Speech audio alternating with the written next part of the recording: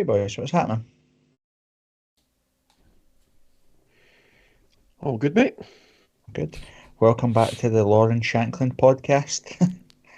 I think that's literally what this is going to turn. This is what it's going to turn into because the man's an absolute beast. Uh, but I'm sure we'll cover that. Hando, what's been Ah, happening? no much, man. Again, similar to last week, I feel like I've not moved out of the seat. However, I did move out of the seat long enough to lose my webcam, which is why you're looking at a graphic just now. So, hopefully, the good lady will be back with a new one very, very, very shortly, and you can see me in all my baldy magnificence. Well, I wouldn't call it magnificence, but I'll let you. I'll let you Oh, do it. thanks, mate. Cheers. That's appreciated. And let's not Kev. get into the idea that because Tam isn't here tonight, I now become the whipping boy by default. You can park that Well, right so, away. no, Tam will still stay the weapon It's all boy. right. My internet will screw up at some point. And we've got Kev going to, where is it? You're living in 1971 where you keep getting power cuts. Aye, West Lothian, mate. West Lothian, that's what it is. You still got minor strikes where you live. Uh, Possibly, aye. Well, Oh, we can't have this 10 seconds of a gap. Aye. Corbett asking you a question and you coming back with nothing. Is that no just my end? Is that happening to everybody? I thought he was I doing it thinking, for oh, comedy effect, but I'd like to say I was, but I wasn't. Right, we'll carry on. Well, Kev, if you're crap, we'll just turn you off, and then we'll send you a letter in the post or whatever. Right, cool. No problem. Right, well, let's continue. Ando, you kind of come back because literally we're on an unbelievable run.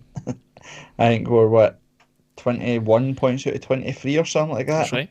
In the league, scoring goals for fun. I don't know if I'll say I like it, but I'm enjoying the fact that we're now just going up and chapping teams' doors and saying, right, how many goals do you want as a head start? Right, cool. We'll settle on that. Like we gave Dundee 2 goals at Tynecastle, and their manager says that they can get day better, so we gave them a 1 goal head start this time and still battered them. So I'm quite enjoying this version of Hearts.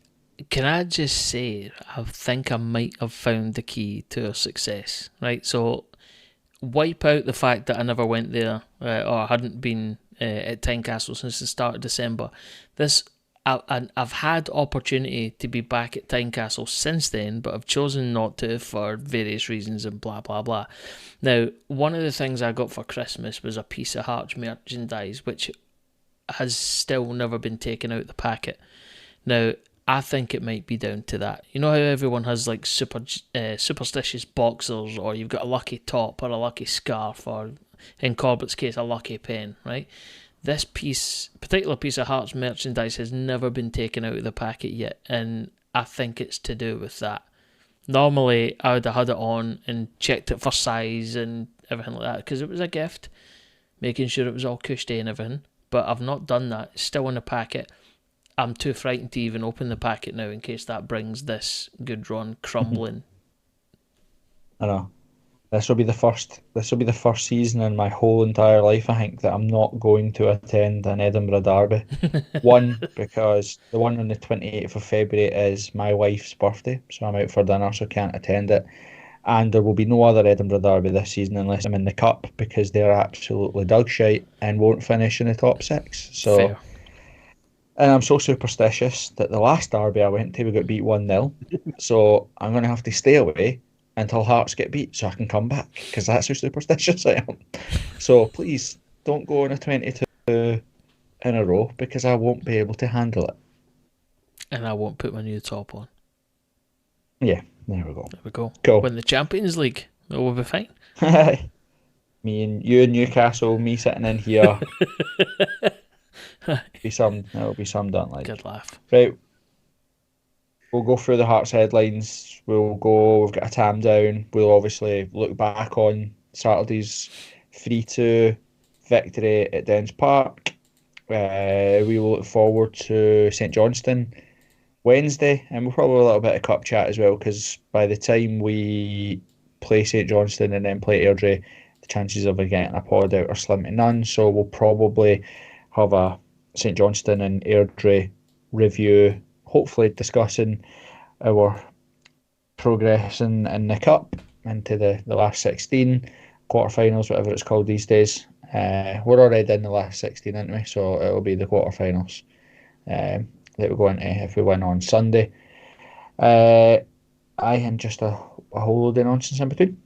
Sound good, boys? Sure Perfect. does. Cool. Well, let's talk headlines. We can only start where it was. The obviously transfer window shut. I think for the last time we podcast, Lauren Shankland is still in Maroon, still scoring goals, still just an absolute beast. Scored his 21st and his 22nd goal of the season on Saturday. I think he's now the first player since Robbo in 1983-84, I think, or something like that, to score back-to-back 20 goals in a season. Might be 93-94 actually. No, you're 83-84 right, is firstly. probably about 12. Oh, well, there you go. No, 83, 84, 84, 85. Nice. Well, there you go. I don't know. We're running out of things to say about Lauren Shankland. Again, everything that was unbelievable about him was on show on Saturday. Not just on the pitch, off it as well. Celebrations. His celebration for the penalty was great, where he just pinballed off everybody after trying to ram the keeper with the ball. We must have seen Craig Halkett in the stand when he did the Jimmy Five belly celebration. And then when he said in his post-match interview that he was in a good place, and then he says, "Well, no, I'm not really, because I'm in Dundee, but you know what I meant." So I was like, I love this man. And others, we're running out of things to say about him, aren't we? Yeah, I think he's almost at the walking on water stage for me. Like, he is, every single thing that he does is surpassing my expectations, and like, I'm not going to malign anyone, but from a hard-fought generation where I've watched a lot of crap Hearts players, but I've also watched a lot of good Hearts players, and it's easy to get the two of them muddled up, I think, from time to time, but this guy is fast approaching, this could turn into a meme in several months' time or whatever, I don't care. He's fast approaching godlike status for me. It's like, if I look at John Robbo and Lauren Shankland, don't know. Like, recency bias plays its part now. It's like there's a serious conversation to be had there. Obviously, the fullness of time will dictate where he ends up, but you know what? He's in that conversation now for me. Aye. And Kev, I think the thing with Lauren Shankland that is, forget the goals. Obviously, goals are goals, and that's why we love Rudy as well, because he was always good for a goal, etc. But the Shankland thing feels similar to Robbo, because his goals are of his own creation, out of nowhere, mean something. Like, you just know that when you need somebody to dig you out the hole, he's there. Yeah, 100%. And there's a lot of similarities about him. From the point of view that Robbo, as you rightly said, if you were wanting one chance to land at anybody's feet, you wanted it to land at Robertson's. It's in that same bracket now. You want it to land at Shankland's feet. The one difference I would say between Shankland and Robertson, though, is Shankland will actually create a lot more himself. So he has that ability about him. He's got that ability to create more.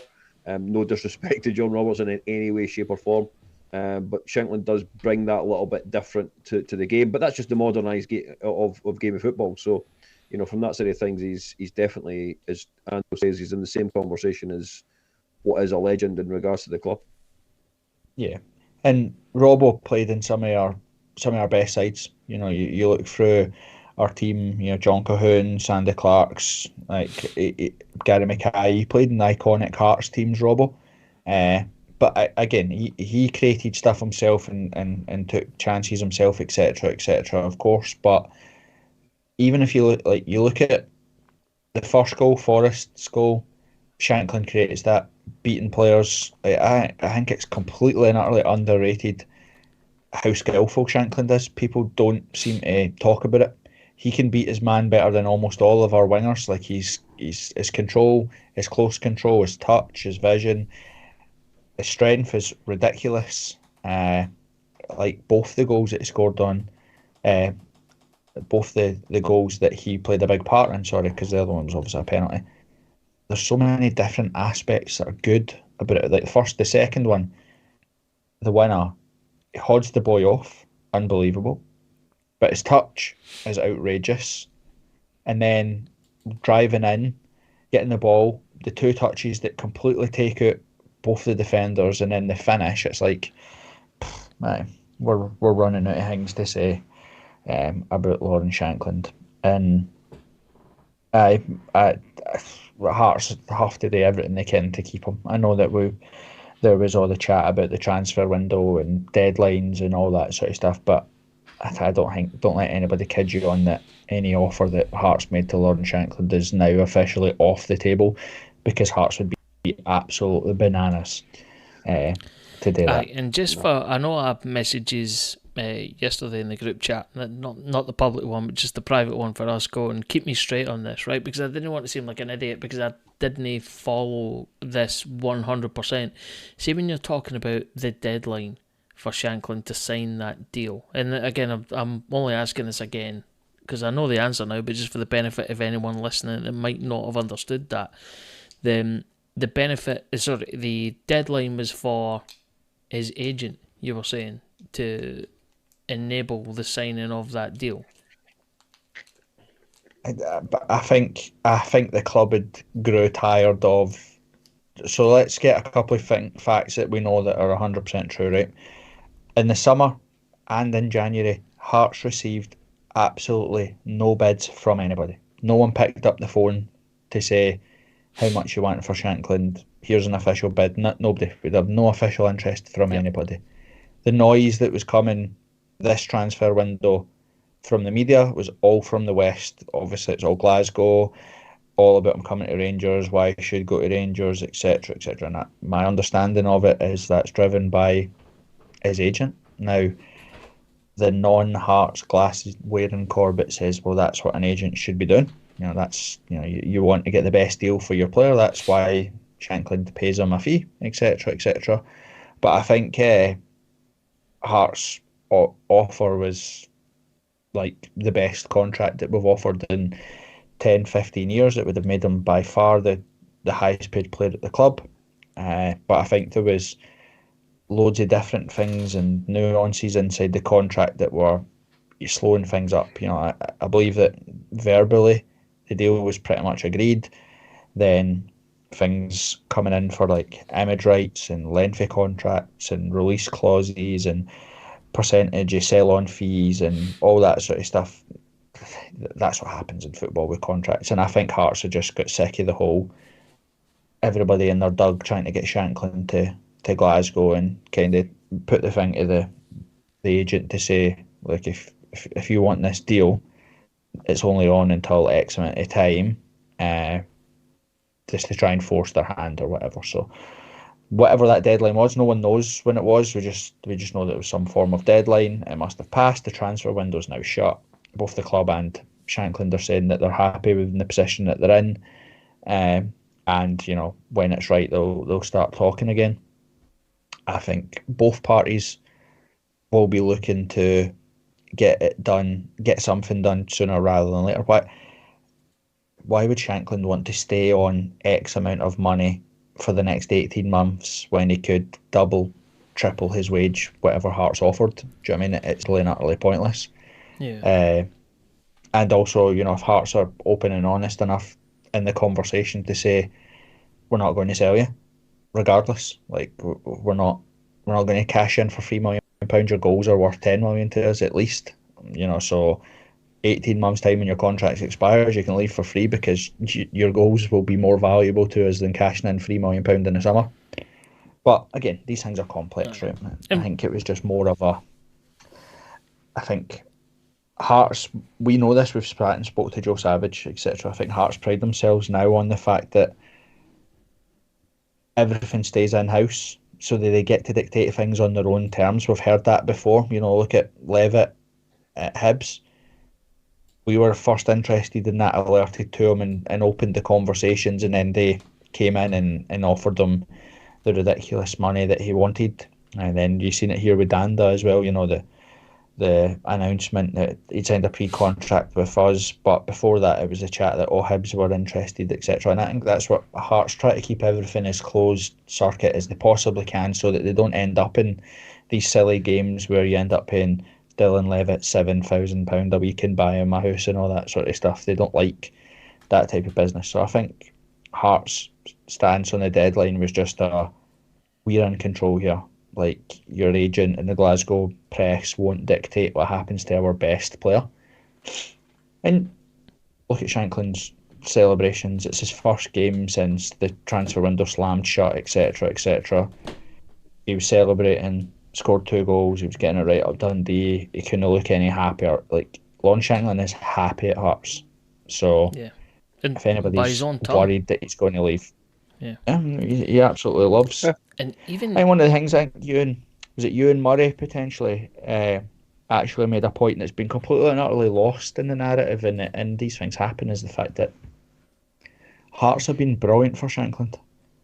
Like, he was in Belgium, bottom of the league or whatever that team were. He wasn't scoring. His family didn't like it. He didn't like it. He wasn't enjoying his football, etc. And I know that's what happens in football, but Hearts gave him a platform, brought him in. He's played in Europe. He's scored in Europe. The club made him captain. He's flourished under it, etc., etc. There's a lot to be said about how you feel at a club, and where you resonate with a club, etc. And I've used that from my own experience. My best pals played football. We played with Falkirk, where he came through as a youth player, and he absolutely loved it. He felt it was part of the fabric of the club because he came through. Moved to Huddersfield. It's not a football town. Didn't click with the fans, and didn't get a good manager that he liked, etc. And he kind of had a couple of years where he floated in and out, didn't really enjoy it. Then he went to Burnley, where a manager that he loved, town that he loved, fans loved him, loved the way they played football, loved everything about it, and left a hero, and obviously made his way to Glasgow, and it was the same thing, and that speaks volumes for players when they connect with a club, and Shankland definitely has that connection with us. So yeah, and I think that's a big part of it for me as well, because if you look at it, even just on like a purely mathematical basis, so when you put the contract offer in front of him, like supposing, let's just say for argument's sake, he's on 5,000 a week, right? I don't know what it is. Well, okay, well, just for argument's sake, say it's 5k. Yeah. Then over 18 months, that's what 360k is going to get paid. And if he was going to jump up, if we put a contract offer in front of him and said, right, okay, it's 10,000 a week, we're doubling your wage, then that goes up to 720k. So that's 360k he's not going to realise, and this is why I've chosen those numbers, just because it's easy. The 360k that he's going to miss out on. After 18 months, another club is going to have to come along and offer him that, either as a signing bonus or whatever.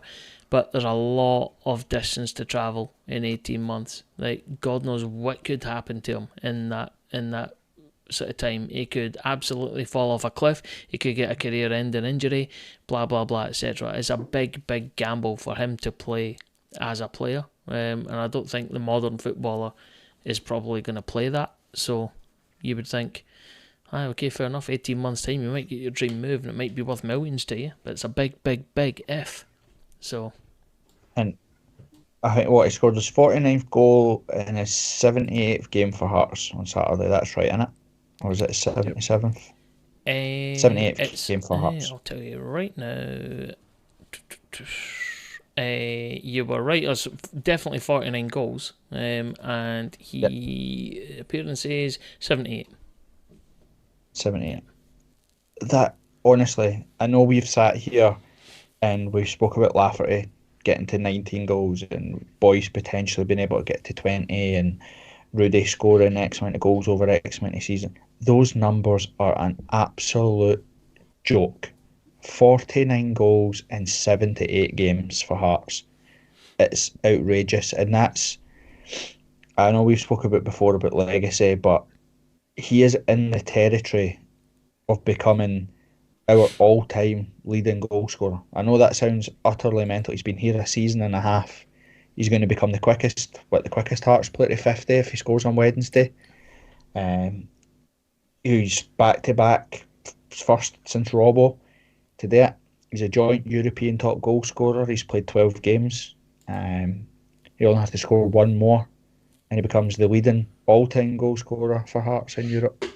He's got, if we signed him and could keep him till 34, 35 years old and he scored at the rate that he's scoring now, you get to 300 goals for Hearts. Like that is absolutely bananas. 212 is the SPL record tally for goals scored. Like, he could get close to that. I know it sounds stupid because he's not even got to 50 yet, but we know that he'll get to 50. If we keep him for season after season, the boy's just a machine. The argument now, and I can't remember, maybe it was a Heart Standard that were saying it earlier or wherever, but Lawrence Shankland is the player of the season. Full stop. Not just for Hearts, in the season as it stands right now. If Everton was to be set, definitely. If Everton was to be settled right now, Lawrence Shankland is the best player in Scotland currently. Anybody disagree with that? No. And if you do, disagree with it, you need to give your head a wobble. Yeah. I didn't know how more we can talk about it, because it feels like we should make a big deal out of him because it's so ridiculous that it happens. And it's like you were there on Saturday, Kev. You know the feeling. He does it, you celebrate, but it feels almost, but that's what it does. And well, I know, but we've not had somebody that's just what they do for years. We can't just take it for granted. Like we have to appreciate what we've got. Going back to the player of the year sort of chat, think he gets it? No, he won't. They'll get to whatever Old Firm dud wins the league. They'll get to one of them. Right. I'll roll the Jack Butland. There you go. I was going to say him or Boy O'Reilly. No, the other, what's his name? Lewis bloody something that plays for Celtic. He'll get it. Right. Or Callum McGregor, because he's a stalwart coming to probably towards the twilight of his career. Why not give him another bit of silverware for his cabinet? It'll be that's just how stupid these things are. But we know why. But he's I don't know what we do as a club to celebrate him, but a lot of machine, like a once in a generation football player that we've just got to treasure with the fact that we've got, like, he'll easily get to 30 goals in a season, easy. I think our goal scoring record for a season's tally is ridiculous in it. It's like 56 or something like that. It's something stupid, like Bernie Battles Jr. or something like that. Scored like 56 goals in a season once or something. So he's not going to get close to that. But then there's an argument that if you look at modern era footballers, right, and I've got the stats in front of me for this. So I consider the modern era anything from 1980 onwards, because that's the year I was born. Anything else doesn't matter, right? But joking aside, that's what you would consider the modern era of football. Yeah, there'll be someone from the 1930s that has probably scored more or whatever, but the 1987, 1988, John Robertson got 30. The second on the list behind him is Shankland in the last season on 28. Before that, 85, 86, John Robbo, 25. 89, 90, behind that, John Robbo, 22. And then you've got Shankland on his current form for 23, 24 on 21. So all he has to do is score, another 10 goals between now and the end of the season, and he's got the highest goals total in the modern era. And that's not insurmountable. It's 10 goals in however many games, 15, whatever we've got left. Yeah, he's a machine. He's an absolute machine. We'll talk a bit more about his performance on Saturday as well, because he was phenomenal on Saturday. But again, it was weird how much we'd craved somebody to get to 20 goals in a season, and Shankland went past the 20 goal mark, and I don't even know if anybody even batted an eyelid, because we're now just focused on him scoring 50. Do you know what I mean? Because it's been so rare that we've managed to do it. Transfer window, again, we didn't have to. We went through some of it the other day, but given the state of some of our rivals and how many panic buys they brought in and stuff, actually, when all said and done and the dust is settled, we needed a right back. We've brought in a right back, and we needed a creative eight, and we've got a creative eight. Like, we've yet to see if he's going to flourish into a creative eight, but I was pretty happy with our transfer window. Anybody disagree, or would I like to see anybody else come in? Or No, I think with regards to Fraser, I think there's a lot to still wait for. I don't think he played that much for Charlton, but I think I wasn't aware of how tall he was. He's tall, he's broad-shouldered. He looks like he could probably handle himself in the middle of the park. So it'll be interesting to see how he goes for the remainder of the season. yeah, and you only have to look at our neighbours across the road. We have proper squad depth. Like we've got good players, good positions to bring on, and even our players that probably aren't quite there or quite good enough, they probably all walk into our rivals' teams, and I think it's a great place to be in. I think the Danda signing helps that as well. You know, we spoke about it last week. You take Danda away from ever being able to sign for Hibs or Aberdeen, and you bring him in and hope that he does an Alan Forrest. You know, someone who at Shankland, Cochrane, and Alan Forrest, Frankie Kent, like, we're starting to get a team that picks itself. Do you know what I mean? Like, Alan Forrest is one of the first names on the team sheet for me now. He's everything that we look for. He's direct, keeps going, can score a goal, pick a pass. But one of the things, I watched the game back from Saturday, Kevin, you've probably seen it live at the game, is so Shankland occupies two players every time because he plays in their mind. That's how he scored the goals that he scored, because he doesn't have to be doing anything. They think, we're Shankland, we've got to be on him. Alan Forrest does so much selfless running that it's crazy. He constantly runs into the space, even though he knows he's not going to get it, but it occupies defenders, it pins defenders back, it keeps them on their toes and stuff, and he's brilliant at it. I think he's worth it. His work ethic is very good. It's exactly as you say. You know, that run will take one player away, make things easier for Shankland, for Oda, for whoever it may be. And he's done that a lot. It's been a big change in his game, I think, in the last 2-3 months of making those particular runs. But you also are now starting to see that from Vargas. You're also starting to see it slowly but surely coming from Oda as well, starting to make those runs off the ball. So it definitely is something they must be working on in training, which is a positive. But yeah, all in all, I think, as you rightly say, Alan Forrest and Kent, Shankland, of course, they're all looking at being starters in the team, and might even go as far to say that George Grant is also coming into a bit of a game as well. But again, it's because of confidence at the end of the day. Yep. You know, wins build confidence, confidence build wins. So it's a nice circle to be in. It is. And the good thing is that even when players, like, so Oda maybe didn't have a brilliant game on Saturday, but he made telling contributions. It's his pass, it's his winning the ball that sets up Shankland, which then in turn sets up Forrest for the equaliser.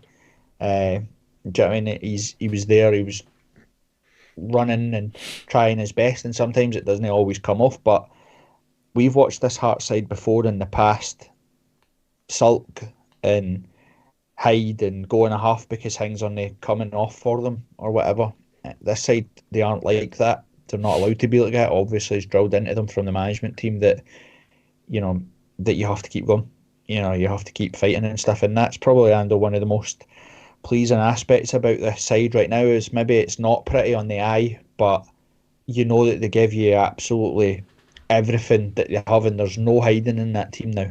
No, absolutely. And I think it's you don't know what you put it down to. Is it the Naismith effect?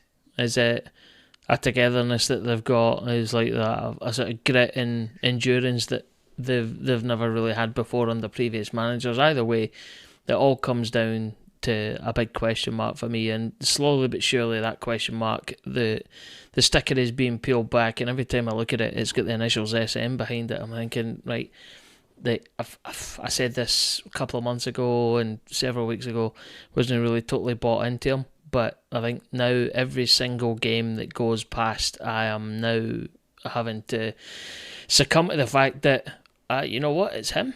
It's he's getting a tune out of this squad and out of these players that I never thought possible, if I'm being brutally honest. Well, he's doing what we always asked managers to do. He's holding people accountable, and I think that's, for me, that's the biggest change in what we have here. Is I know we laugh and we joke about it, and I know it's not just to kick him because he's not here, but Craig Levein was the second time round. The first time round he was the same. Everybody was held accountable. Everybody, if you didn't do what you were told, you were dropped. You were made to run. You were battered by him. You wouldn't be allowed to hide. The second time round, Levein almost had all of his excuses ready before the game. So just in case things didn't go quite how he wanted, he had an excuse as to why. Whether it be a plastic pitch, whether it be a referee that's given us bad decisions in the past, whether it be injuries and constant injuries, whether it be you don't get in at Glasgow, it's the SFA's fault, etc., etc. That creeps in to business, any walk of life, any world that you live in or work in. When people, rightly or wrongly, can see that there's an excuse, you're going to get away with it, then they'll do it. Do you know what I mean? And we've said before, and that rubbed off on Robbie. Robbie was the same, especially towards the end of the time, where they get that complacent way where, let's worry about the next game. Let's write this one off, but we'll fix it. We'll fix it next time. Whereas Stephen Naismith, he was like that as a player, and it's starting to transpire into the team where it's like, no, let's fix this now. Like, next week is next week, but now is now, and this isn't good enough. Let's fix it. And you're starting to see that with the team. Well, we spoke about it before. How many away games have we been to? Hearts play okay, start the game well, create a few chances, miss it, get sucker punched, and you go 1-0 down, and then you're as well just saying, right, we'll be happy with a 1-1 draw here and up the road. That isn't this Hearts team. Again, we spoke about it last week, we'll talk about it now. The George Burley starting fast, ending, hanging on for dear life. Again, Kev, if Hearts had played for 10 more minutes on Saturday, Shankland would have had a hat-trick and Hearts would have won 4-2, 5-2, etc. Because by the end, we were absolutely flying, creating chances, hitting them on the counter, because they did exactly what we would want them to do. They opened up. They open up to go try and win the game, and that's perfect for us. That's exactly how we want to play, with Vargas, with pace, with Shankland, with Forrest, etc., etc. So, this team's got balls. Can't disagree. I don't know if there was a question in there, but yeah, I can't disagree with that one. It was just your mad internet. I didn't know if you were going to say something. I heard the question. I had definitely heard the question in there, and it was for you, Kev. You just, I don't know, senile moment. No, just right. Before we move on to talk about, we'll do the tam down next. We've got to talk about the Ibrox ticket pricing. It's £35 or £37 for an adult and £27 for a concession. That is absolutely bananas. Hearts are notorious for it as well. We can't slag other clubs and then no slag our own. Away ticket prices needs to be addressed. That's unacceptable. That is not on for a football match to be charging anybody £27, let alone a concession. I was going to say, pretend for a minute like I have no idea what we charge away fans. What do we charge away fans for a Category A game?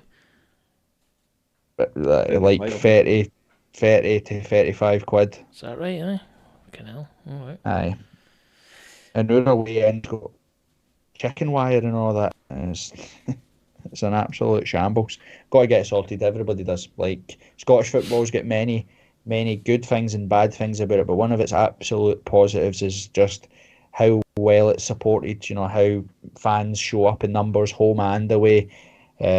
every single week, and you can't be fleecing them. You cannot be fleecing fans. It's the game is already expensive, and it's expensive to travel, it's expensive to get there, it's expensive to buy a top, etc. That's too much money. That is absolutely way too much money. And pay that money to go to Glasgow to be treated like shit, stuck in a corner, abused, etc., etc. No, it's not worth it. Like, yeah, no, I agree. It's like if you're taking, like you were taking your two lassies, for example, you're not getting any much change out of £100. That's too much. 100%, and fans are going to be expected to do that. What, 2 weekends out of every 4? Have a word. Aye. Like, nah, that's especially nonsense. This week as well, where if you've been there, you'd have been at Dundee away, St Johnstone away, Airdrie away. Like, it's expensive away days, etc., etc. So nonsense. Clubs have got to get together and get that sorted. That's crazy money. Right. Tam down, and then we'll talk about Dundee, or do you want to talk about Dundee and then we'll do a tam down? Let's talk about the game. Go. Talk about the game? Yeah. Oh, well then. Kev, you were there. What was your thoughts on starting 11, etc., etc., when it came through? Any surprises, or?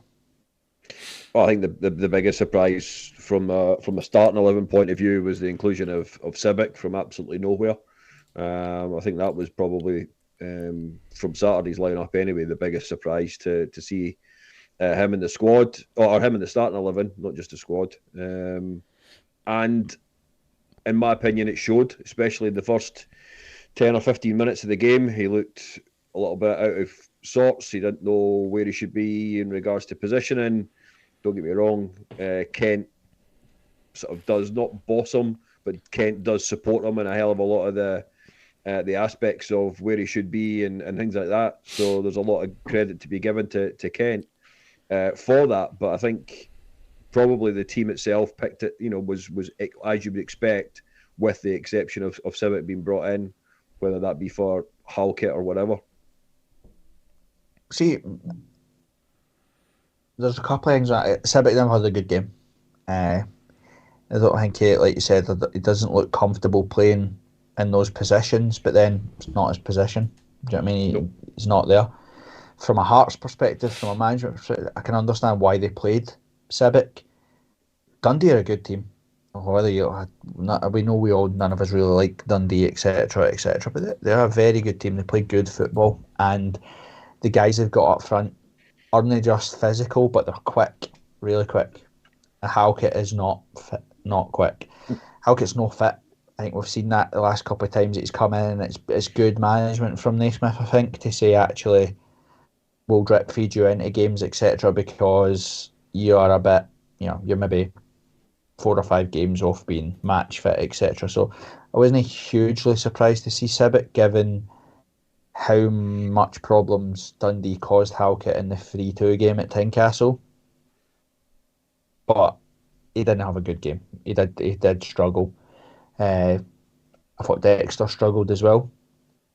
I wouldn't say he struggled. I just thought he looked, especially towards the end of the game, it showed that the fitness levels for the Scottish game just maybe weren't there. And I think that's how Dundee scored their second.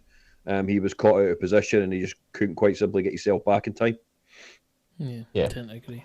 I think the second goal for Dundee, we talk all the time about, obviously there's aspects of that goal Hearts could have done better, but that's a good goal from Dundee. Oh, yeah. A really good goal, good team move, good football, good movement, etc. So even if Hearts were in proper positions and set up properly, there's a chance they scored that goal anyway. Do you know what I mean? But decent wee player. Yeah, very good player, McCowan. He was, if we're looking at taking Danda and taking players for the opposition, he is a player that I would take in a heartbeat.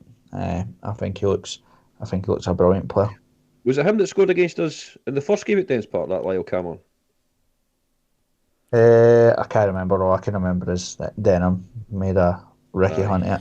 Well, I know it was Cameron and McGee that scored in the game just a few weeks ago, but I'm not sure about the game before it. But see, just to touch, they scored the game this time. That's what I mean. It was the same. It was the same 2 scorers that scored for them this weekend as it was 10 days ago, or whenever it was we played them last. Just checking.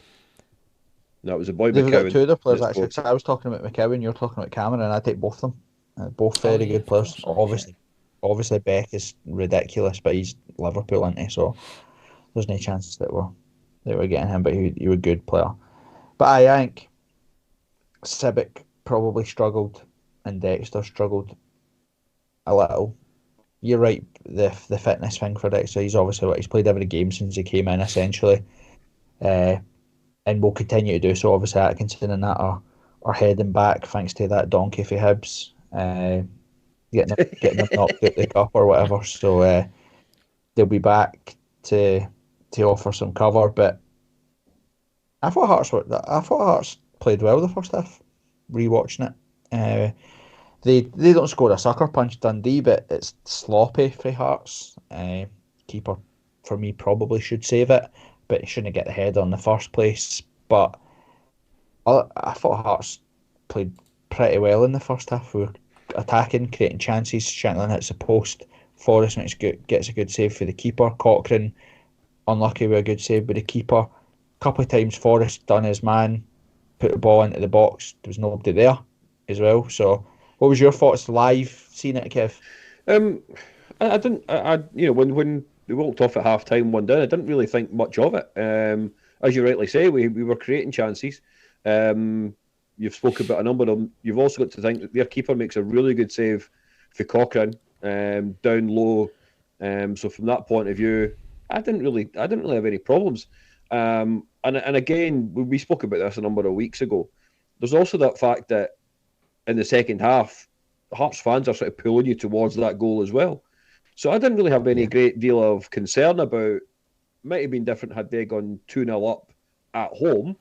I think you maybe would have then started to think this might not be our day. But the way in which we are setting up, the tenacity, the way in which we want to play football and move the ball, will always give you chances. And when you've got somebody like Shankland, as we mentioned earlier on, up front, you're always going to get those chances. And he doesn't even need a full chance; he needs a half chance at times. So I wasn't concerned. And I think as well, we look at for long periods of the first half, Forrest and Oda played high and wide. As a Hearts fan, I have been screaming for Hearts to do that for years. Celtic do it all the time because you don't even have to have the ball, but it means that people have to gamble if they want to go forward. The opposition have to be like, right, well, if I go, I've got to win the ball, I've got to do something, because if they win it, they're in behind. And it was good to see how high and wide we stayed for long periods of the game on Saturday. It was good management for Naismith. I think they identified the fact that Shankland, Oda, Vargas, Forrest, or whoever was on, other than Beck, they had the beating of Dundee's backline all game, like one-on-ones. We were beating them nearly every single time we took them on. So I thought, like I agree with you, Kev, watching it, especially watching it back, that I wasn't too worried at half time. I know that's dead easy now in hindsight because we know that we won the game, but you say I think given recent form, it's it's easy to have a lot of recency bias and say, aye, okay, fine, no, we're always going to dig our way out of that. But let's be honest with Hearts, we know that if you're 1-0 down at half time, what's the likelihood of you coming back? It's not a lot. But this team, as we've talked about already, it's got resilience, it's got grit, it's got all that sort of stuff. To the point with the missus, she came back in on Saturday. She's like, oh, what's the score? Oh, it's 1-0 against. She's like, it's fine, you win 3-2. I was like, oh, Kim, I'd take that. And that was tongue-in-cheek at the time, at half-time. Obviously, it plays out that way. And you, again, looking at it going, was I ever really worried? To your point, Corbett, nah, I don't think I was. I think I probably even said this in the group chat or in the community chat. Didn't worry, we're coming out of this. Almost a sure thing. Aye, but again, you know how much I hate looking at stats because the stats paint a different picture. Like the Hibs battled St Mirren on Saturday according to the stats, but St Mirren won 3-0. Do you know what I mean? They had like 67% possession or something like that. But Hearts had, you look at things like most touches in the opposition box. Shankland had something redonkulous, like 20 touches in Dundee's box or something like that game on Saturday. Chances, half chances, all that sort of stuff. So I thought we played well on Saturday, given in the context of we've been battering this side for slow starts. I think it was one of our better starts. Civic, Dexter aside, really, I think they obviously they struggled to get into the game or influence the game. But second half, Kev, obviously, it was just a good game of football. It was great. It was entertaining, wasn't it? If you'd, we was talking about ticket prices in and out. I don't know what the tickets were, 27 quid, 28 quid, something like that for your ticket on Saturday. If you were somebody visiting Dundee, God save you if you were. But if you were going to, if you were, you were up in and around that area, whatever the case may be, and you thought, I'll go to football. As a natural neutral, that was a great game of football to actually watch. It had everything. It had good goals. It had, actual proper two teams want to play football. And from that point of view, I thought it was great. I totally enjoyed my day out. Sunday morning was a little bit fuzzy, I must admit, but hey, all good fun. Well, like Lorraine Kelly's growler. Oh, very good, very good. If we bring in this podcast is sponsored by Manscaped. If Lorraine wants to tidy up her balls, we can sort the her show out. name is Ball Selector. But it was a good game. Dundee will be all right this season. One of the best teams that I've seen us play in terms of football. Top 16. I would think so. I think they are. If you're Aberdeen, but I think they'll stay there as well. I think Aberdeen and Hibs should be worried, if I'm being honest with you. Looking at them, games in hand, the way they play, etc., they'll struggle to catch Dundee if they continue that form. The lad, the man, Tony Docherty, is that right? Yep. Aye. Yep. Doing well for them, to be Good. fair. Yeah, very good first season. I'd had them doing is to go straight back down, which seems to be the trend with the Dundee clubs. You know what I mean? They come up and then instantly go back down.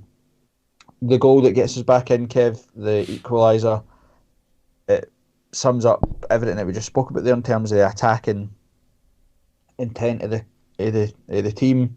I think Oda makes the pass, Shankland does the run in, Kent, Forrest is there, but I think Cochrane. Grant is there as well. We have maybe 4 players in the box looking to potentially score that.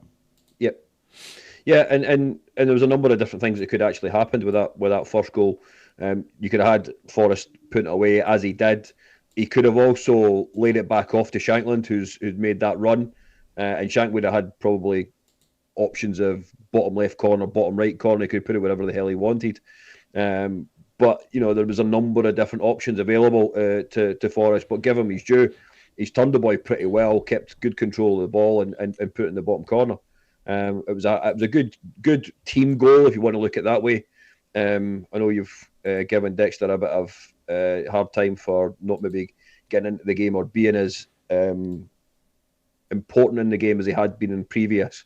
But he makes the run, which makes then Oda see that actually Shankland's the best option here, because that run for Dexter has taken one of their defenders away. So there's a lot of good things to be taken out of that first goal.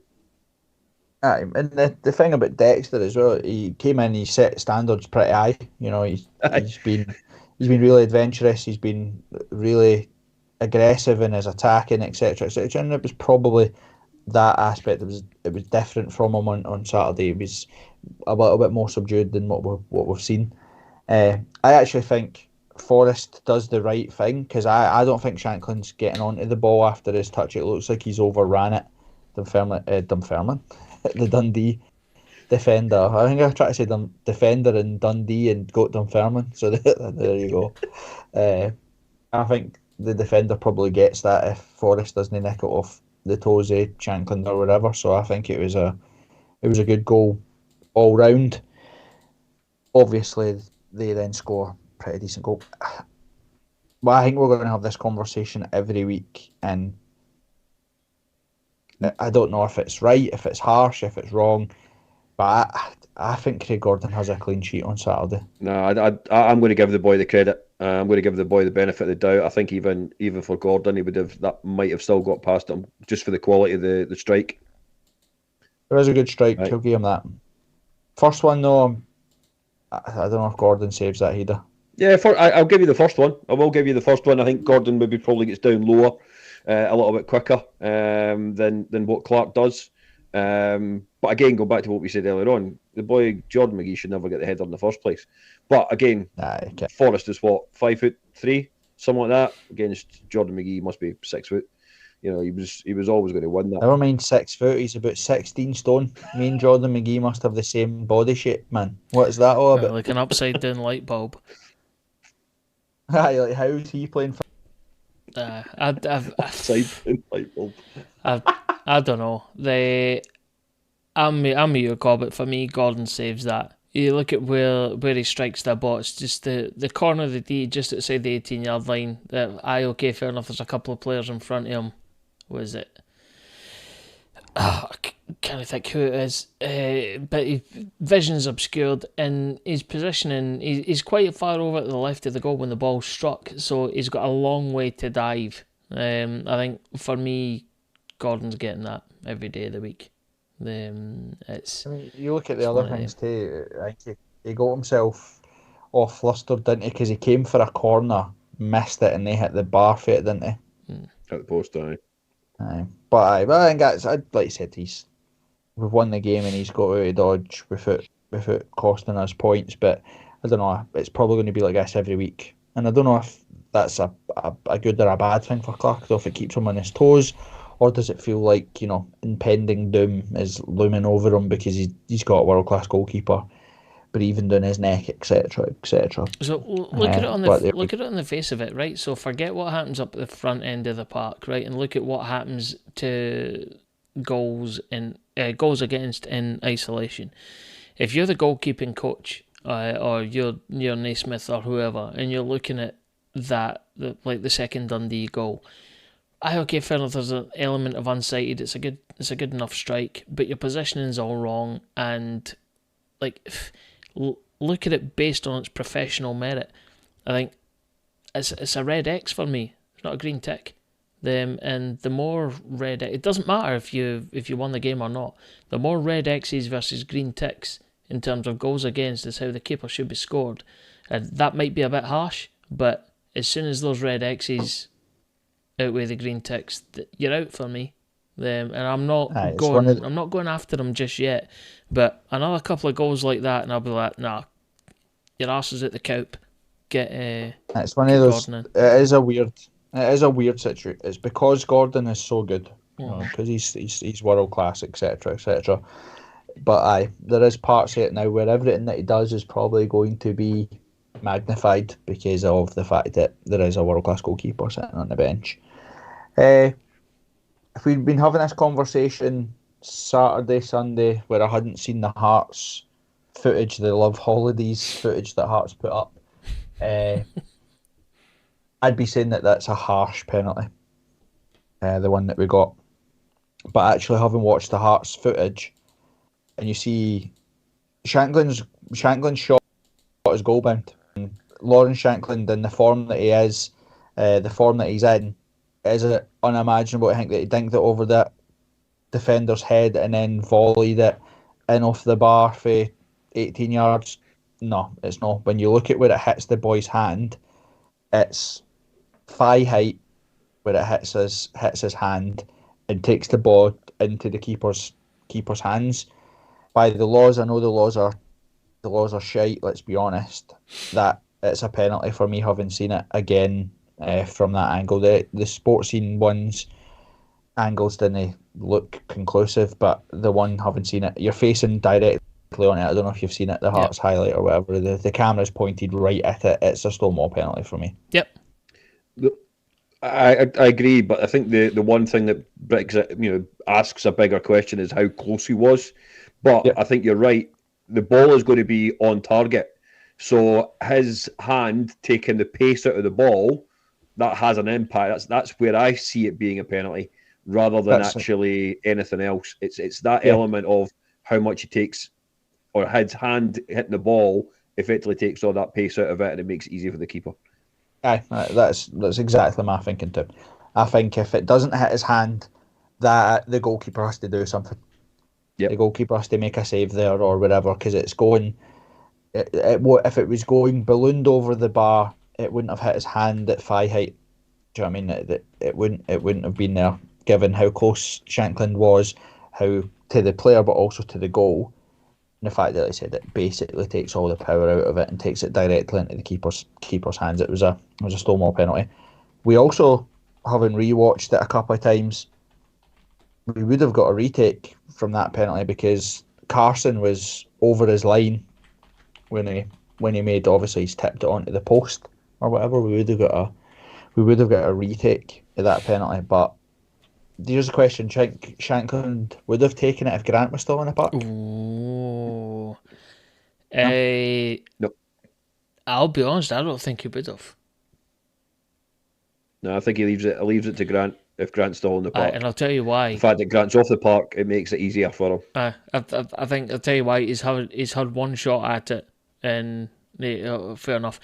Whether he scored it or not, and it's obviously scores it, it's a retake. Then I think to alleviate the pressure, and do what's right for the team, he gives it to somebody else. I don't know why. I think that's part of the character of the boy. Nah, I think he used the one at Aberdeen to take that pressure off him.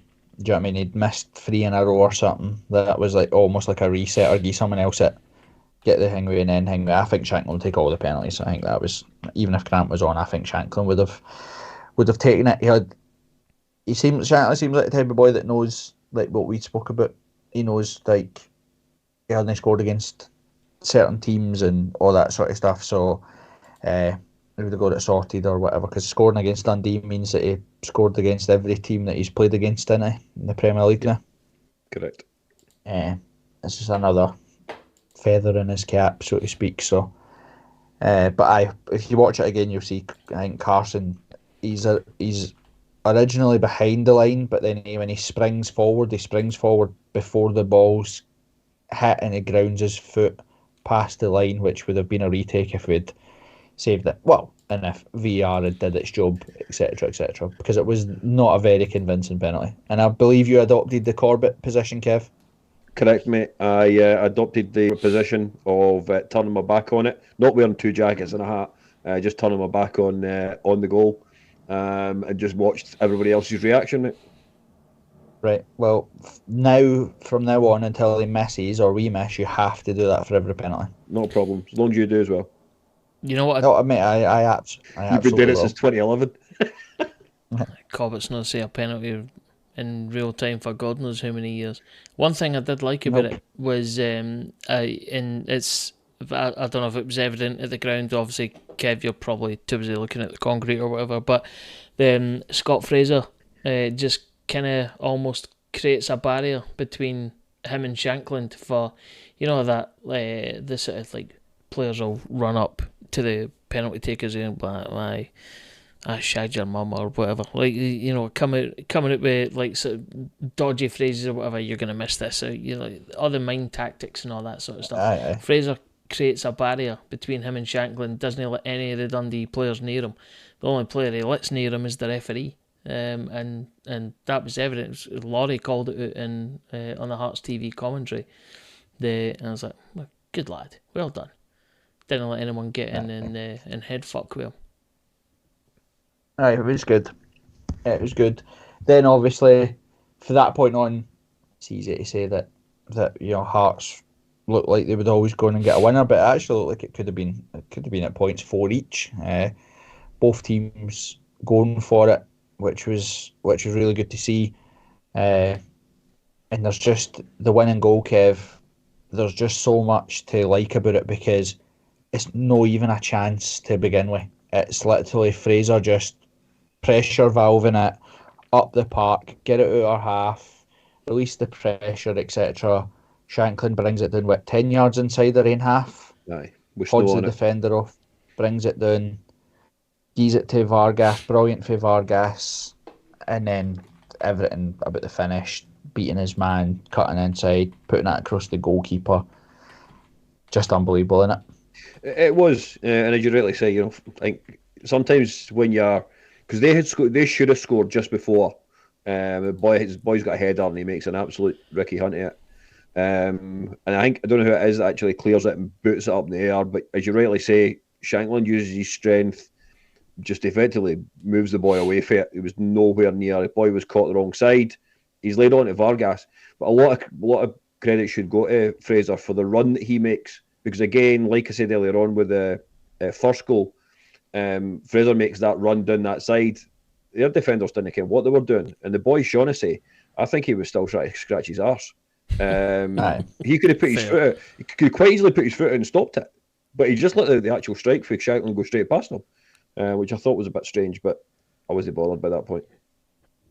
Aye. And that's where the management team deserve a hell of a lot of credit, because where we've been passive in the past under other managers, and to be honest, it was part of our frustrations at the beginning of this season under Naismith, was that tentative play. Hearts were bombing forward to get in the box, because again, it's almost like chaos theory. Do you know what I mean? The more people that are there, the more Dundee have to think about where they're going, the more they have to be worrying about their position, etc., etc.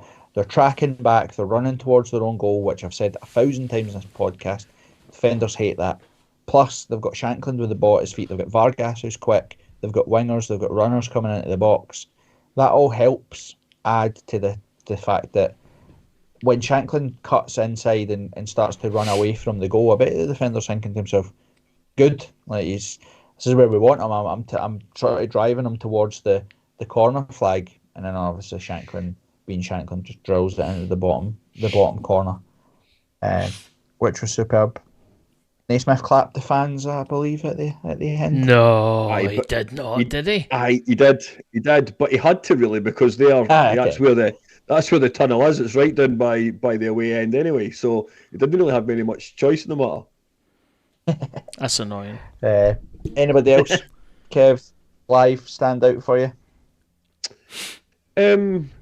I don't think anybody really stood out. As I said, from the point of view, it was really just a really good team performance on Saturday. Other than, of course, the two that we've already mentioned. As I say, I'm interested to see what Fraser brings to the team. He's a big, quite athletic-looking lad, so it looks like that could be a really good addition to the squad as we move into the latter part of the season. When you consider we've got cup games coming up, probably fairly important games after the split. Hopefully by that point we're already deck chairs out and sombreros on, etc., etc. But I'm looking forward to actually seeing him, because I didn't really know a great deal about him before the whole chat of him joining the team or joining the club. The more games go by, the more I watch him. I absolutely love Alex Cochrane. Mm-hmm. Alex Cochrane is superb. I thought he was brilliant on Saturday again. Defensively, he's solid. He's hard as nails to. That's what I like about him. He's solid, he's proper rock solid. Yeah, he's rock solid. But attacking sense as well. He's dangerous. He constantly goes forward. He does the selfless running that Forrest does. He always offers. He always there as an option, etc. I think Alex Cochrane is a superb football player, and if Hearts cash in on him, I understand why. I hope they get good money for him, but I'd be desperate to keep Alex Cochrane. I think he's a brilliant football player. 100%. I think the see, even just, and you're maybe not used to seeing it from him that much. Even there was, what I can count, at least 3 times that he got the ball in the centre of the park and just ran straight through it like a hot knife through butter. It was just fucking there you go. All right, okay, we're on the borderline of the 18-yard box now. Here we go. He just takes the ball, runs with it. Is, as you say, absolutely solid. How long have we got him for? I think I know we've got him under contract, but it'll be until it's May. At least end of 2025. At least next season. Yeah. Oh, that's fine, man. We'll apparently his missus is from Gore Bridge, so unless she's ready to sod off somewhere else. Don't worry. Alex is going nowhere. He gets it. Yeah, very good he's a very good football player. Right. Obviously, we have Specusaurus Rex on Wednesday night in Perth. We've got Hearts versus Craig Levein. What do we think? Do we let Craig Levein win so that they leapfrog Hibs just for Potter? Aye. Aye, why not? We can afford it. Or do we keep our title challenge on the go? I like the second one better, actually. Fuck it. To hell with Specky Tube and everyone from Perth. Unless you're a Hearts fan, of course. Don't take it personally. Yeah, aye. Let's beat St Johnstone. And to hell with There'd be so many crazy things if we did, Kev, manage to beat St Johnstone on Wednesday. It would be 5 league away wins in a row away from home. Just bananas. It'll be what, our 12th win out of the last 13? Something like that? Is it as many as that? Well, it would take you to 9 away wins in total, which is the first time we've done that since 2010-11, and we've equalled 97-98. To put that in perspective, the last time we won 10 away games or better was back to 1991. So it's a long time. Second. Yeah, crazy. Absolutely crazy. Be a tough game. Wednesday night, St Johnstone. It'll be minging weather, it always is.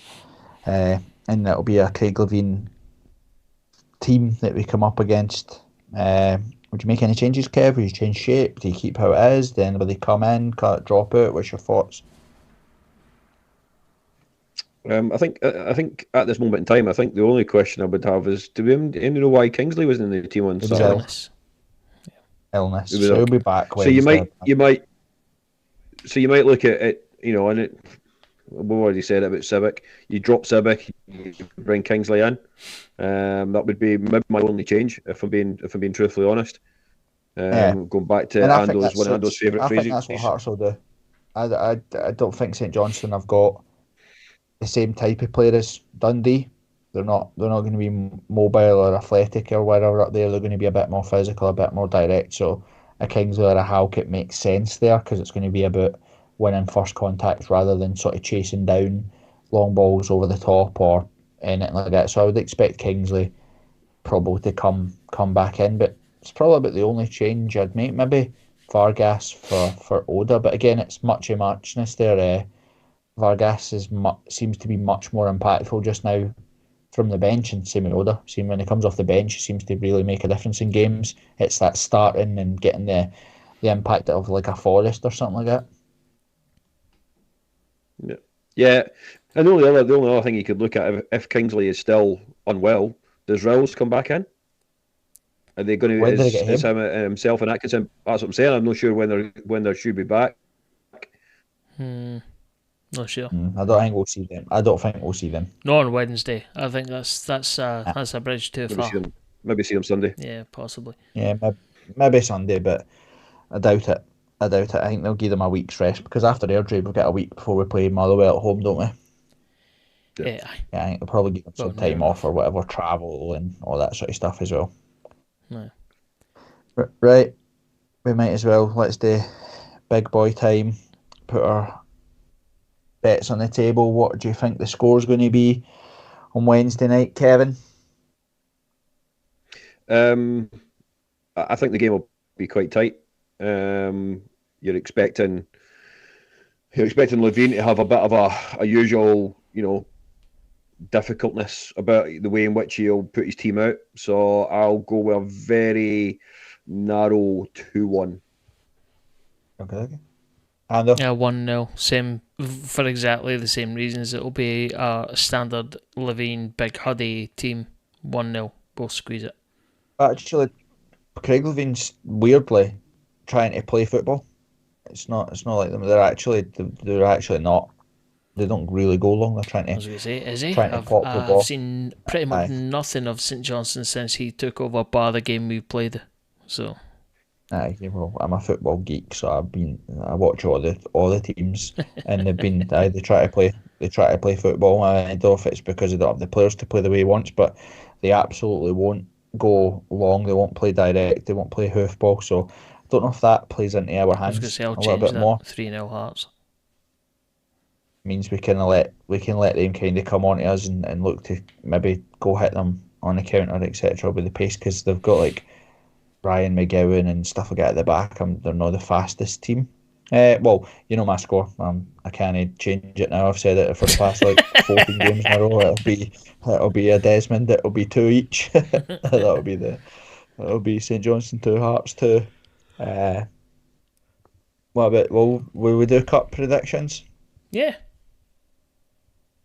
Go on then, Nando. What's your cup prediction for Sunday? Airdrie 0, Hearts 2. Nothing fantastic. Difficult place to go. One of these awkward wee places. I'm pretty sure it's a plastic pitch as well. It is.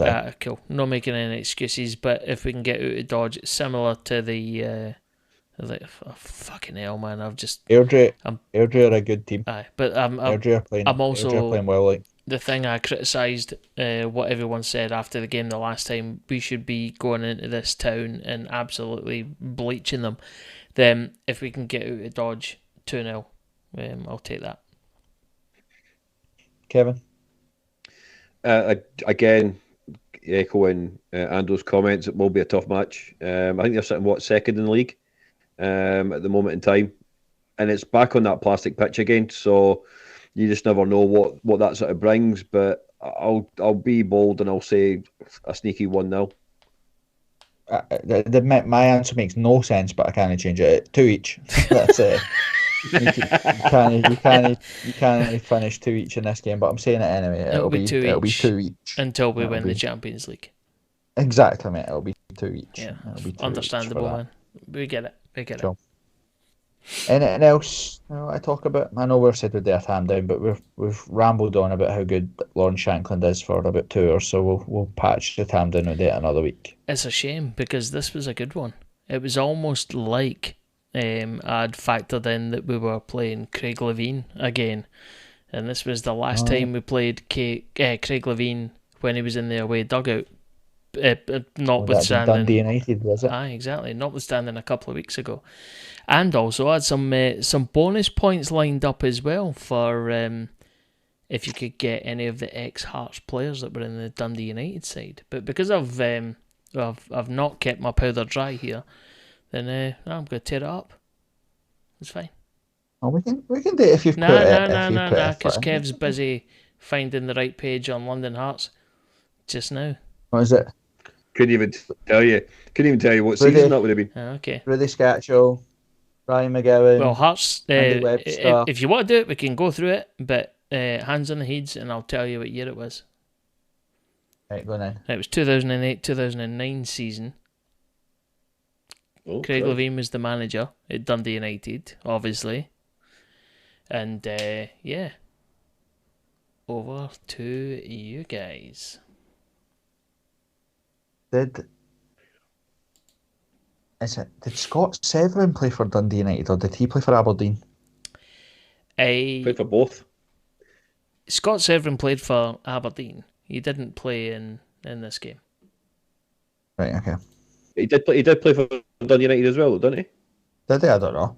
Ooh, question mark. I don't know, actually. Did he? I'm sure I seen him in I don't know, maybe it's just Aberdeen or something. I thought they said like Calor or something in it. I'm sure Dundee United used to have that sponsor, Calor Gas or something. Maybe. I can't remember. I don't remember Scott Severin playing for them, but that doesn't mean he didn't. He might know. Maybe Aberdeen was sponsored by Calor Gas or something like that as well at the time. Right, so what are we picking? The Hearts team or the Hearts players that played for Dundee United? No. Because I have just realised that there is a slight error, but I'm correcting it now. You take Hearts players first, please. And then we'll come on to the other ones if we need them. Right, 2008, 2009, Steve Banks. Steve Banks was not involved that day. Oh, Really? Mm-hmm. Christ. So that would have been the keeper. In that case, I can't think who the keeper would have been. All right, okay. You know what? Let me go with Berra. Okay, but let's pause right there. I didn't want to have to do this. Steve Banks was involved, but he was involved But he played for Dundee United. Dundee United. Yeah, so I know, that's what I said. I know, but I said we were doing the Hearts players first. Oh, right, okay. Sorry. Right, okay. So yes, you get a point for Steve Banks. Right, so Marion Kello would have been the Hearts keeper, no? Well, it's technically Kev's shot next, but he is banned from picking Marion Kello on the basis you'll pick it next. So Kev, go. I did say, because I couldn't work out who the keeper would be, I did say Berra. Who? Berra. Christoph Christoph Berra? Berra. No, not involved. Ruben Palazuelos. Yes, he was part of the starting 11. Karapidis? Karapidis, no. Fuck.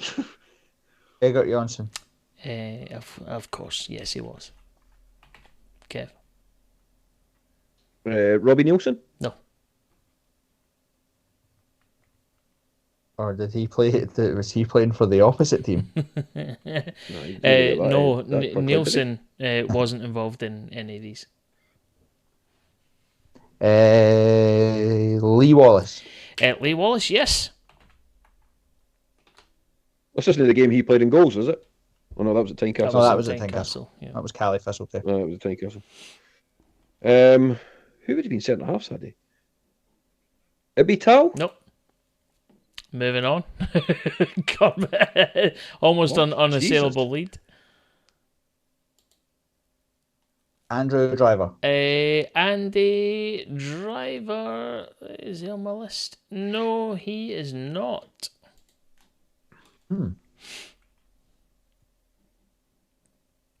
This could be one of the worst tam downs we've ever done. Aguilar? No. I must have the wrong season or something. 2008? Is it 08, 09 or 07, 08? Sorry, it would be 09-10, I think. Marius Zaliukas. Marius Zaliukas was not involved. Who the hell played at the back? Did we just play nobody at the back? Who did do? Jesus Christ. Miko. Michael Ennis? He never played. No, Jesus Christ, never played for Hearts. he wasn't there. So no Miko either. No, Miko. I'm glad Tam's not here. We'll be here all night. Kev, hands on your heads. We might still be here all night anyway. Velika? Velichka? No, not involved. Who would have played up front? Callum Elliott? No. Did we say the keeper? Or am I getting Marion Kello? You've got the point for Marion Kello. Yep. So the Yanis Balog. Yana, no.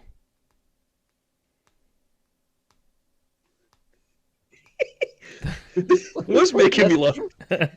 Right, kind of. Mikey Stewart? Oh, Kev gets a point in the board. Well done. Mikey Stewart was involved in the game. Yes. Right, so it's that strip. Right, I'm now so- going to work on that strip.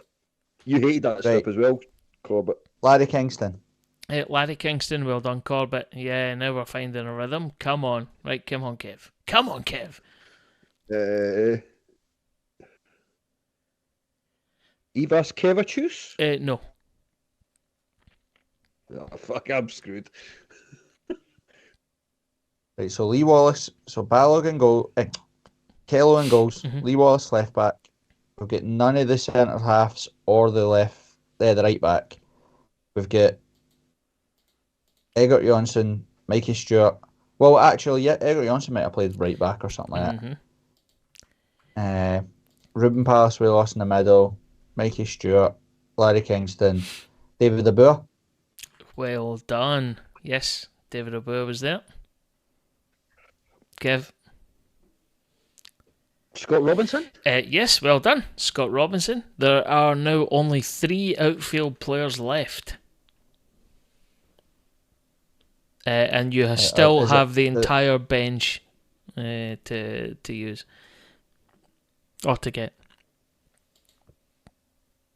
Right, so now we need some centre halves, right? Who the hell played centre half? Barrow wasn't there, and Ibby Tall wasn't there. And Zal wasn't there. Oh, yes, Kev, you can get a point for Goncalves just because you broke the dead air. So there are 2 outfield players. I always say outfield, 2 of the starting 11. Is there a Lithuanian in that side that we've not said yet? There is. No. I think they are. One of them is English, and the other one is definitely Scottish. English? Yeah. Johnson? It's not him, no. Think about Cindy Crawford. There's your cryptic clue. Cindy Crawford? Aye, Cindy Crawford. I don't know who that is. She was a supermodel back in the day. She had something on her face. What would you... Oh, Jamie Moe. Jamie Moe. There you go. Jamie Moe. I have been very specific about saying, or explicit about saying, do not talk about Jamie Moe when I am here. It's not acceptable. I love how it's not acceptable at all. You got from Cindy Crawford to Jamie Moe in 2 sentences. That's never happened before. But there you go. That was right, so then somebody Scottish that's they must be a centre half. They have to be. Mm-hmm. Well, arguable, but I'll be honest. It was a young laddie, so it would be very difficult. Jason Thompson. It's not, but his surname rhymes with that same surname, and it also is the name of a referee from an equivalent time period. Thompson. Craig Thompson, correct. Well done. That's it. That's your starting 11 done. We don't talk about now, him. you still have all of the bench plus the 4 bonus points for ex-Hearts players that were, let's say, affiliated with Hearts, that were for Dundee. Was Jamie McDonald the substitute goalkeeper? No, it wasn't. Who would have been the keepers at that time? I'll just tell you this one because you could be here all night. No? No. Okay. Silva. It's not Silva. No. Basil. No.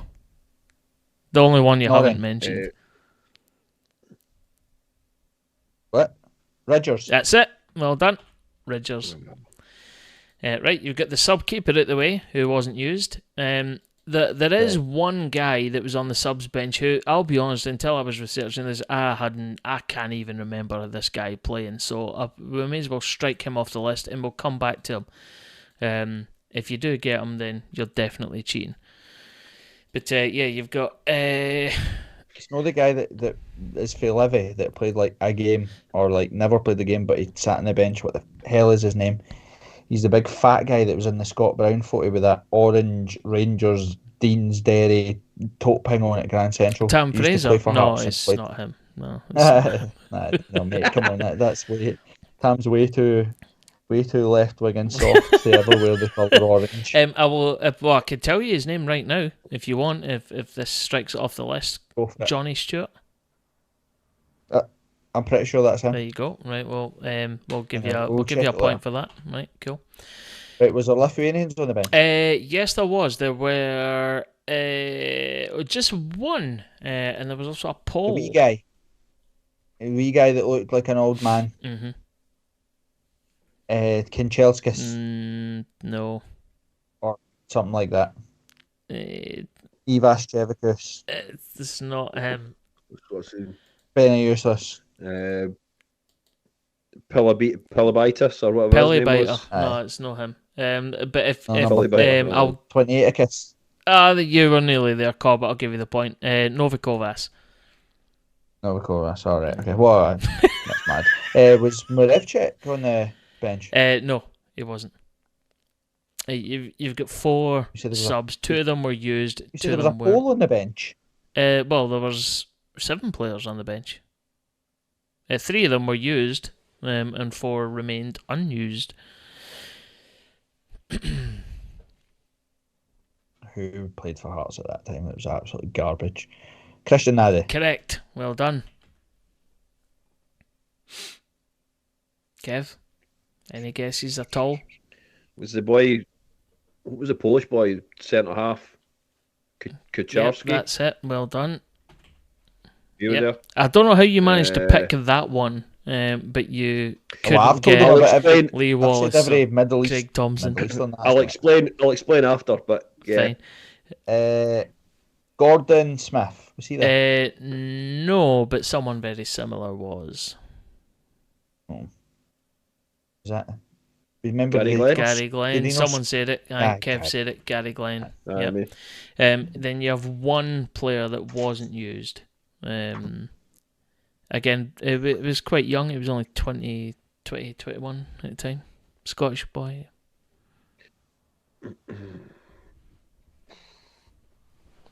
Scored a... The ginger guy. no. I don't know the ginger guy he- that went to Dunfermline and that big tall guy. No. He scored a very iconic goal for forever be remembered in Hearts folklore. Billy King. Nah, not quite. Dale Carrick. He scored it in an English football stadium. Oh, David Templeton. David Templeton, correct. There you go. Right. So, based on... Right, Hearts players affiliated to Hearts playing for Dundee Yes, United. but the scores so far are Corbett 14, Kev 5.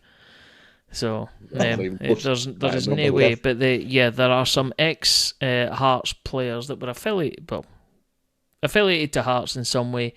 Corbett's got one of them on Steve Banks. There are obviously. 4 remaining players in the Dundee United entourage that day. Who are they? Ryan McGowan. No, Robbie Nielsen. Robbie Nielsen wasn't involved. Was Rudy there or no? No, that would have been later on. Right, Andy Webster. After the cup. Andy Webster, yes. Andy correct. Webster.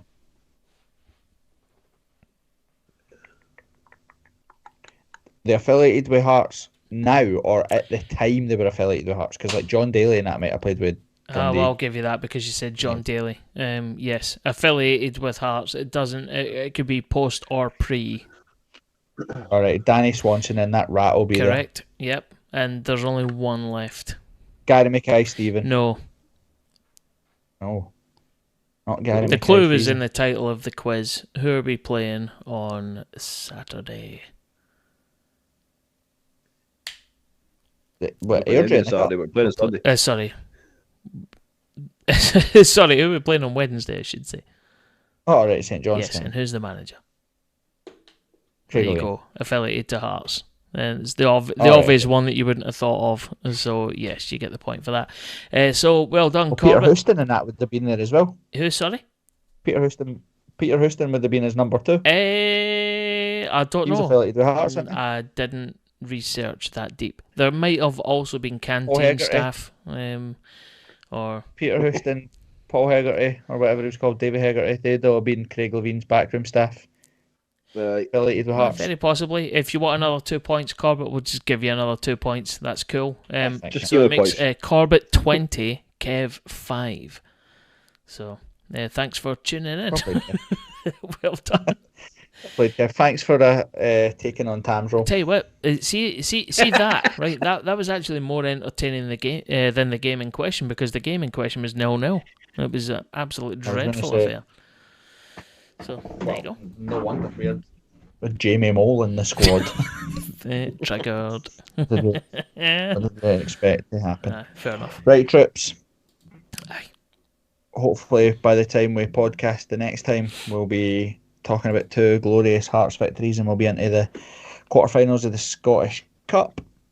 So, I'll see you all soon, boys. See ya. See you later. Gorgeros.